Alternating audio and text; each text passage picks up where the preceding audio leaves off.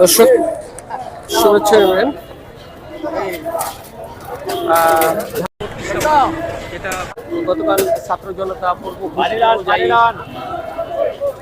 তারা 9টা এটা 7:30টা থেকে আসলে উৎসব জনতা এখানে ভিড় করে এবং এটার সকালে বর্তমান পরিস্থিতি এইরকম আসলে দাঁড়িয়েছে।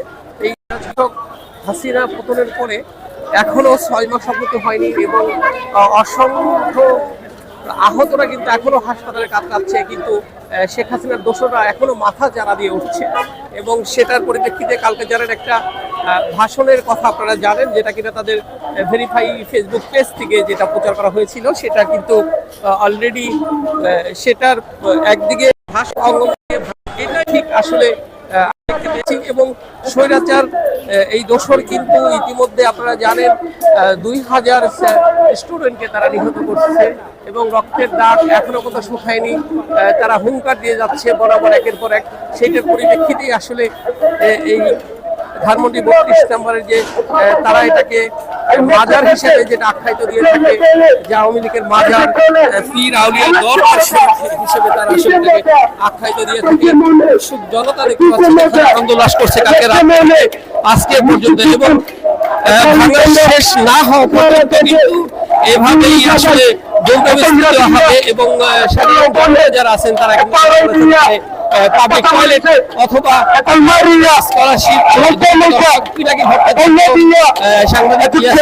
কালকের যে ভিডিও বার্তা আছে সেখানে কিন্তু মসজিদ নির্মাণের একটা আবেদন করেছে। সেই ধারাবাহিকতা আজকে এখানে উৎসুক জনতার আসলে ভিড় দেখতে পাচ্ছি আমরা এবং এই যে দেখতে পাচ্ছেন রড নিয়ে যাচ্ছে একজন এই যে ভাঙার সেই অবস্থান থেকে। এটা স্বাধীনতা পরবর্তী সময়ে মানুষের যে কষ্টের যে একটা ইতিহাস, যেখান থেকে যে ইতিহাস আমাদের বড় বড় মিথ্যে প্রচার করা হয়েছে, যে ইতিহাস মেজর ডালিম উন্মোচন করেছে, আপনারা সেই বিষয়গুলো জানেন।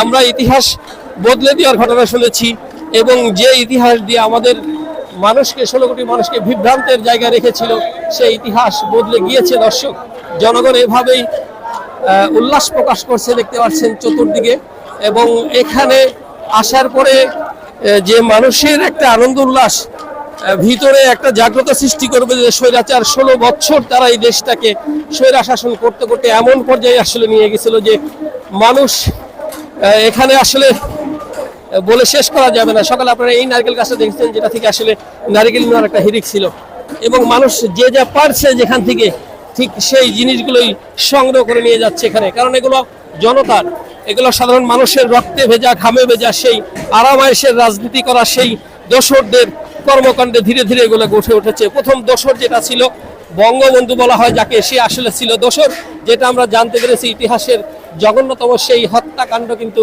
এই ডালিম কিন্তু আমাদের সামনে উন্মোচন করে দিয়েছে সত্য প্রকৃত ঘটনাটা। দর্শক সেই ধারাবাহিকতা জনগণ দেখছেন এখানে আসলে তাদের যে ক্ষোভের একটা বহিঃপ্রকাশ সেটা কিন্তু এখানে আসলে দেখা যাচ্ছে। দর্শক আমি সম্পূর্ণ জায়গাটা আপনাদের ঘুরিয়ে দেখানোর চেষ্টা করব, যেটা জাদুঘর হিসেবে কিন্তু এটাকে রেখে দেওয়া হয়েছিল এবং প্রশাসনিক যারা আছেন তারা কিন্তু এটা ঘিরে রেখেছিল। কালকে ঠিক 7:30 নাগাদ কিন্তু উৎসব জনতা এখানে এসে সেই ফটক ভেঙে ভিতরে প্রবেশ করে মানুষ আসলে এগুলো ভিতরে প্রবেশ করেই কিন্তু এই স্বৈরাচারের যে স্তম্ভ দাম্ভিকতা সেটা কিন্তু ভেঙে দিয়েছে এবং ছাত্র জনতা সাধারণ মানুষ যে যেখান দিয়ে পারছে হাতের সামনে যেটাই পাচ্ছে তারা আসলে নিয়ে যাচ্ছে। এটাই ঠিক, এটা কারণ এটা জনগণের, এই জনগণের সম্পদগুলোকে আঁকড়ে ধরে এতদিন স্বাধীনতা পরবর্তী সময়ে কিন্তু বসে আসছিল।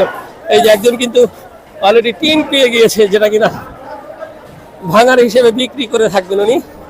এই যে অনেকে উপরে দেখতে পাচ্ছেন দর্শক, এই সেই জায়গাটা আজকে স্বৈরাচারের দোসররা মাথা চারা দেওয়ার চেষ্টা করছে, যেহেতু আমাদের দেশের আইন শৃঙ্খলা বাহিনী যারা আছেন সম্পূর্ণই কিন্তু ভেঙে ফেলেছে এরকম বিষয় না। তারা হাসিনার 5টা কুকুর ছিল বিদায় কিন্তু তারা।